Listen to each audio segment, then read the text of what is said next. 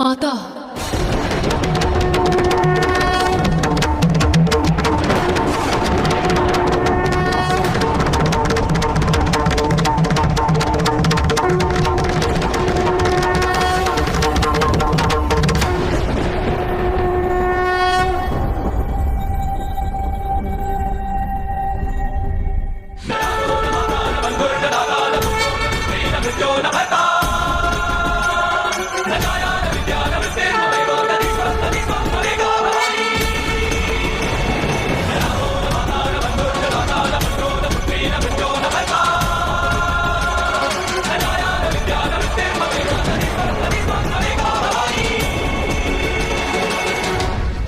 এখন সেই সময় উপস্থিত যখন আমি আমার সঠিক স্থান গ্রহণ করব, যেখান থেকে এসেছিলাম সেখানেই আবার ফিরে যাব।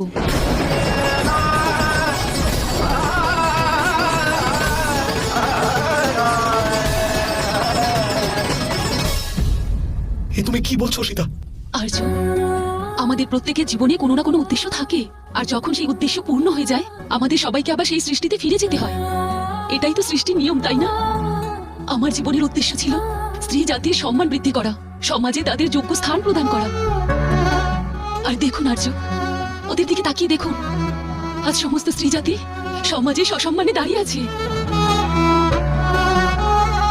আমার জীবনের আরো একটা উদ্দেশ্য ছিল আপনাকে আপনার পুত্রদের সঙ্গে দেখা করানো, অযোধ্যাকে তার উত্তরাধিকারী প্রদান করা। আর আজ আমার জীবনের সমস্ত উদ্দেশ্য পূর্ণ হয়ে গেছে, আমাকে ফিরে যেতে হবে। না মাতা, না মাতা, আপনি এরকম করতে পারেন না। আমরা তোমাকে ছাড়া থাকতে পারবো না মাতা, তুমি আমাদের ছেড়ে যাবে না। মাতা যাবেন না, যাবেন না মাতা।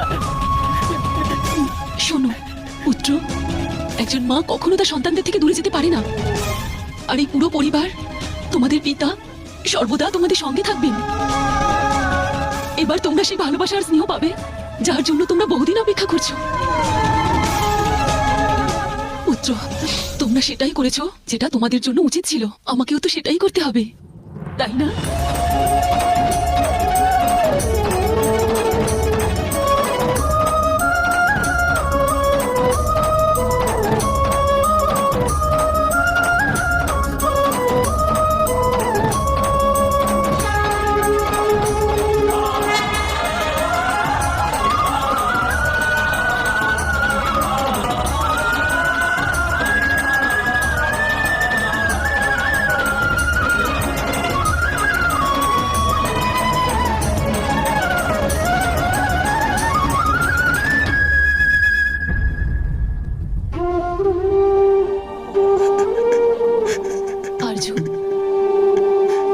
আমি আপনার অপেক্ষা করব, আমাদের মিলন তো হতেই হবে।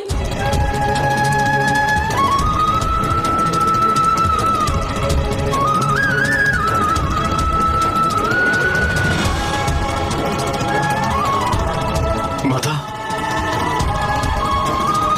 আপনি আমাদের সবাইকার উপরে রাগ করে চলে যাচ্ছেন না তো? হ্যাঁ মা, যদি আমরা আপনার নির্ণয় বদলানোর জন্য যদি কিছু করতে পারি তাহলে সেটা করব।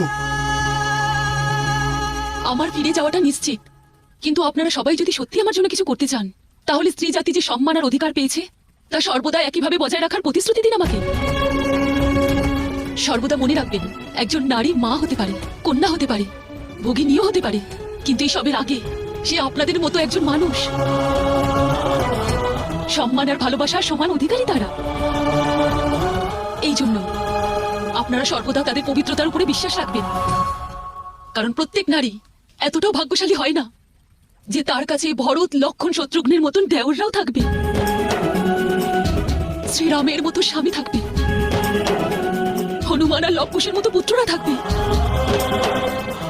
যারা একজন স্ত্রীর সম্মান ফেরানোর জন্য সবকিছু করতে পারে। কিন্তু যদি একজন স্ত্রীকে এই সমাজে নিজের পবিত্রতা প্রমাণ করার জন্য বারবার অগ্নি পরীক্ষা দিতে হয়, তখন সে অন্তর থেকে ভস্ম হয়ে যায়, আর সেই জন্যই অগ্নি তাকে স্পর্শ করতে পারে না।